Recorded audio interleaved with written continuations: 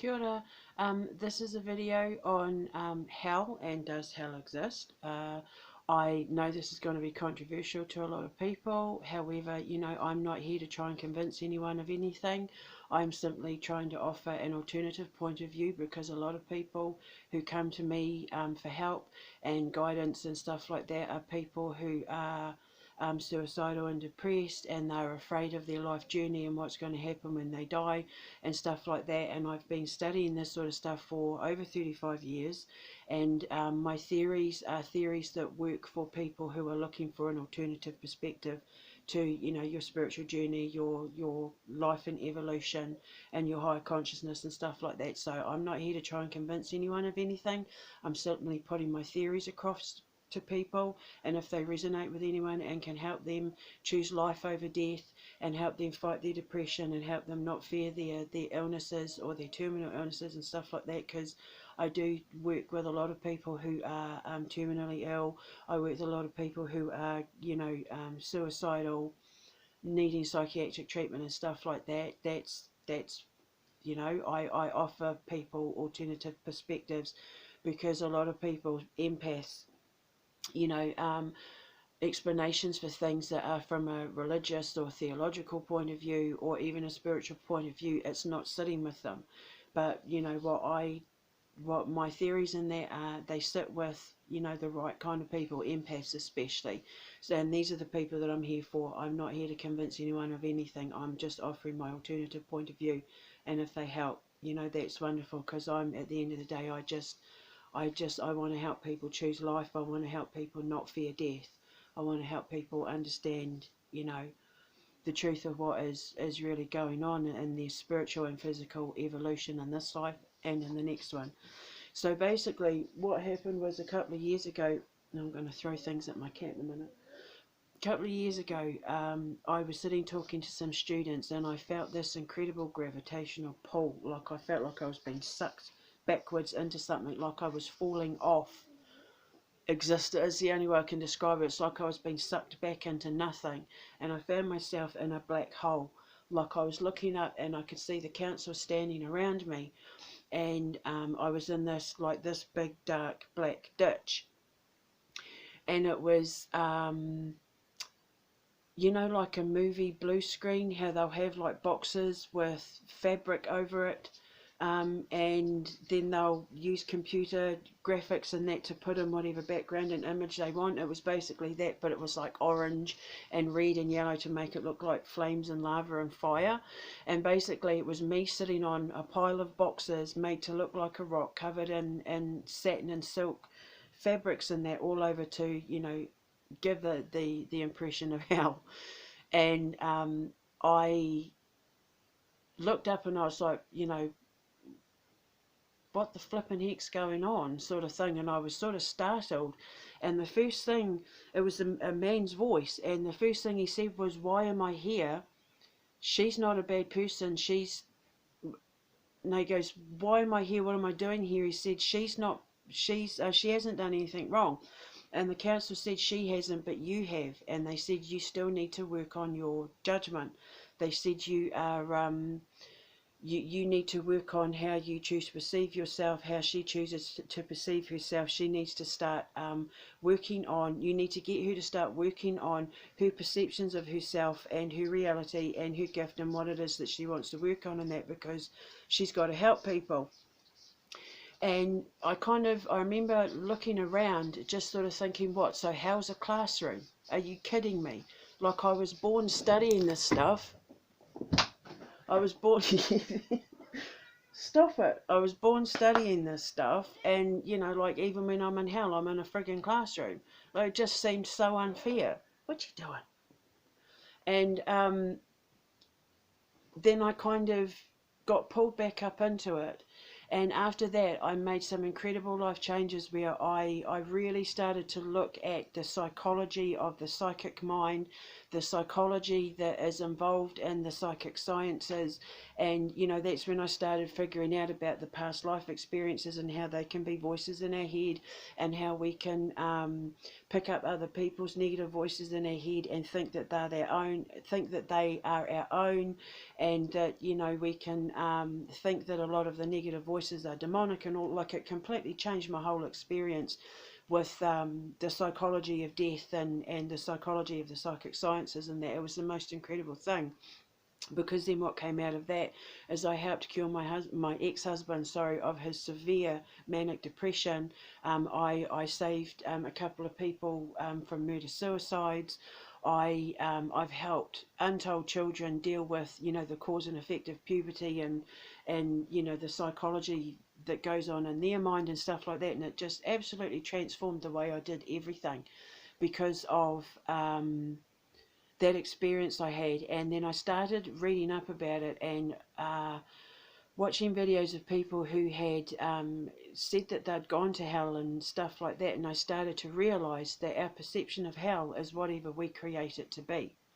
Okay, so anyone who's gone to hell and survives it comes back having some sort of life-changing epiphany. Just like when you cross over and see the light and come back and change your life, and, you know, you start appreciating life more, and, you know, not taking life for granted and blah, blah, blah. The opposite, or the same is to be had for, you know, when you go over to hell. If you believe that hell is going to be all hellfire and brimstone, where there's suffering and torturing and stuff like that, then that's exactly what you're going to see. For me, it was a bloody classroom, because it's like, you know, I hated school. I was no good at it. I got kicked out of school when I was 14. You know, like I just the thought of having to sit in a classroom and learn is horrible to me. I like to educate myself and figure this stuff out myself. And yeah, so I had a second experience as well with there, when it was the exact same thing, where I basically just sat looking around, and they didn't say anything other than, you know what it is you have to do. And when I came out of that, I just remember thinking, oh my God, that's so disappointing. Like, I thought I was going to be down there with like Lemmy from Motorhead and, you know, the sex, drugs and rock and roll lifestyle and that, and all it was a frigging classroom. But then again, when I came out of it, what I did was I was then able to reevaluate all the people and situations in my life, and know that I had to start making dramatic changes with who I was willing to trust and let into my life, and what I was wanting to do with my life's journey. And that's when I knew I wanted to build my school to help, you know, empathic children and stuff like that. I got rid of a lot of negative people from my life. I, you know, started exercising and losing weight, and like really started losing weight and taking my health more seriously. I started developing an incredible relationship with my ex-husband, and with my husband, and that, you know, helping him through certain experiences that he was going through. And you know, like there's a couple of books that I want to write. There's a couple of children's books that I really, you know, want to start writing. I think that I can offer interesting insights into paranormal experiences and stuff that other people aren't offering, because of my understanding of it from using, you know, a scientific perspective. But, you know, I used to be a teacher's assistant, so I love children anyway, and I worked in kindergartens and things like that. So I have this ability to be able to explain children's experiences and stuff with spirits and the paranormal and that to them in a way that doesn't make them afraid, and it empowers them, and it gives them strength and helps them understand what they are, embrace their own abilities. And as effect of that, when they're getting to puberty, or when they're in puberty, they're not having poltergeist activity. They're not suffering from, you know, the deep depressions and that you usually get that come with puberty and stuff like that. So I've died a couple of times. I've been to hell a couple of times, And you know, it's all learning. It's all to do with the learning experience, and whatever your perception is and whatever your journey has been is exactly what you're going to experience when you die. Now the thing is, when you do go to hell, when you go to, you know, the dark side, the worse the person you are, the lower down you go. If you imagine like a stairway to heaven, okay, so like hell would be the lowest step and heaven would be the highest step, and then the journey that you take, each reincarnation, each life that you take, each decision you make, each choice you make takes you further up the step. So if you imagine, you know, that's your journey there, and that's a pinpoint, and that is a scale like that. That's you standing there. That's the light and that's the dark. And everything you do and every life you have and decision you make decides how far down you go and how far up you go. So every choice and every decision you make in this life and every other life decides whether you tip the balance in that way or whether you tip the balance that way. And when you are dying, where you have experiences where you need to experience things like heaven or hell, it's because you're deciding a life course that's either, you know, you're tipping the balance the wrong way or you're tipping it the right way. Now I was oh, sorry Freddie, I was in situations in my life, like with my health, where I probably was not going to live to see 50 because I was living such an unhealthy lifestyle with my diet, and that I was losing feeling in my legs and I had no feeling in my feet. And I was in my early 40s and I had young children, and I was probably going to leave them without a mum. And if I did not reevaluate my life and sit back and judge Debbie for the path that Debbie was going down, Debbie was going to go down uh, a, a path that I certainly wouldn't be on now. Without those experiences, I wouldn't have been able to help the thousands of people that I've been able to help with, like my videos and my blog and stuff like that. I was going down some very dark experiences with my premonitions to do with the cleansing, and you know, the things I was seeing with my psychic visions, and that, like, it was a very painful experience because it was all things that were beyond my control, that I was trying to control. They were all things that I was trying to do to help people, that there was no way that I could help them in those situations and stuff like that. So I had to really sit back and reevaluate my life and my life's journey, because I was self-destructing. And if I had have done that, I wouldn't have been able to help all the people that I'm helping now and that I'm going to help in the future. It completely transformed my life. So if you have any kind of negative experience with, like, demons or with hell and stuff like that, it's basically a wake-up call. Because what you need to understand is that if they are really truly dark side energies, they're there to help you too, because there is nothing in this universe that wants to become antimatter. There is nothing in this universe that wants to devolve and evaporate into a nothingness. Everything wants to get to the light. Everything in the universe wants to be able to be the light of creation. And so even negative energies, who, you know, were bad people in this life, who have had to go on and be tortured souls in the next, so to speak, or in purgatory, because purgatory is a form of hell. If you're a spirit, all spirits, even the negative ones, you know, they're at their very core center of being, are spirits of love and light. And for a spirit of love and light to be in a dark place is hell, because they don't get to be in the light of creation. They don't get to experience love and, you know, pleasure and purity and virtue and all that sort of stuff. They are beings of pure love and light who are trapped inside darkness. And so what they do is, when they come to you, they're a wake-up call. When you have something negative happening in your life, or you think you have like demons or anything possessing you, and that, and it's genuine and it's not a psychological thing, they're there to say to you, I'm here to let you know you're going down a dark path. You're going down a road that there will be a point where it will be the point of no return, and you won't be able to come back from it. So you need to sort your shit out. So anyone who comes to me who says that they're possessed and stuff like that, the first thing I do is evaluate their psychological mind and their situation within their family, their home, their career, their love lives, that sort of thing. And it is Every single time. There has never been any kind of situation where it hasn't been because they were making the wrong decision or they were doing bad things, and then because they were being told to reevaluate their situation and fix the wrongs to get them right in their life.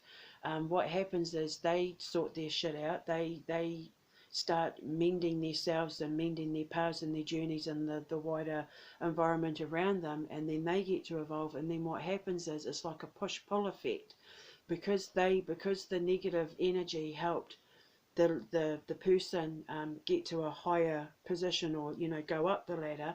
It pulls them up as well, so then they get to um, get reborn into a life where they get to start over again. And even though it might not be perfect, the fact that they then get themselves to a position where they get to keep trying to advance up that ladder eventually means that even the darkest energies will find the light if they work at it.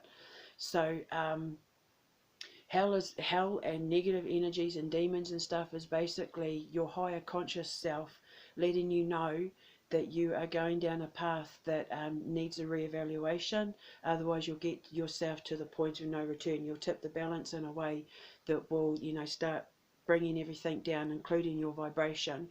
And it means a longer journey and a longer process for you. So in this life, the sooner you get it, the faster you get it, the quicker you catch on that everything you have to do has to be for the highest possible good for you and for everyone else around you. The quicker you go up the ladder, the faster you tip the balance in the right direction. And then what happens is, when you tip the balance in the right direction, you start a domino effect where everything in your life starts to align and everything starts falling into place, and you get happier and you get lighter and you get freer of conscious restraints and psychological restraints and stuff like that. And your life becomes happier and you find more meaning and purpose in your journey. And then when you cross over, you'll go to the light, you'll reevaluate your situation, and then you decide from there whether you have to come back and do it again, or whether you get to cross over and become part of time and creation, basically. Obviously, if you judge yourself that you've gotten it so badly wrong, that you need to learn harsher lessons from that, then the lower vibration, you will make yourself become.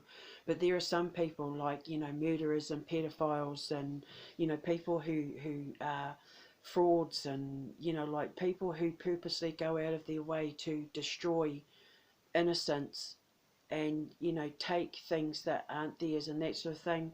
The lower your vibration, the lower down the ladder you go. That's not to say, people, we make mistakes. Everyone makes mistakes, nobody's perfect, but people who go out of their way to purposefully lie, cheat, deceive, kill, rape, the taking of innocence, animals, the destruction of the planet, that sort of thing. Anything that is willful destruction of someone's soul or energy or life or psychology, that sort of thing, is the lower down the ladder you go. And it's like an evaluation process. You weigh up the pros and cons, and that's basically what it is. So when you look at videos on YouTube and you look at studies that have been done on people who have claimed to go to hell and stuff, every account is different. No two accounts are really the same, apart from if you're religious. Like if you, like Catholics and that especially, will see the hellfire and brimstone and the tortured souls and all that sort of thing. But for a lot of people, it's suffering in their own torment. Other people have claimed the suffering of the torment of past lives that they've lived when they were serial killers and things like that. And I actually believe that's what I was in a past life. I think I may have been a serial killer, and if I was, then I'm pretty sure I was in Vietnam, and I wasn't very nice to people in Vietnam. And so this life now is like, I was born an empath, so I cry about the suffering of innocence, like since the day I was born, basically. I was saying the other day, I'm such a soft, sensitive person in this life, that I went to hop in the car the other day and the car door shut and sounded sad, and I got emotional and had to comfort the car. you know, rub the car and say, oh, you poor thing, you're having a bad day, because, you know, I read energy and stuff in a way that it's empaths read energy differently to everybody else, and you know, I've been saving animals since I was, you know, little. I've been helping people. I've been doing palm readings and that since I was like in primary school. Everything I've ever wanted to do in my life now has been for the purpose of helping people and children and animals and the planet, especially because, you know, with being wicks, we are the guardians of the underworld, we're the guardians of children, you know, animals and the planet, and all that sort of stuff. All indigenous people are. And so, you know, I take this stuff very seriously. So, you know, if a past life version of me is being drawn down into the classroom that is hell, then you know, I'm gonna listen. And it was absolutely the greatest experience of my life, because it completely changed the course of my journey, the course of my studies, the course of my theories, the course of my work, the course of how I do everything. It's like I'm grateful for every experience I had. So I just wanted to put that out there for anyone who thinks that they've had any of those kind of experiences and they're afraid of it. Don't be afraid of it. It is all lessons, and you have the power to change what happens next.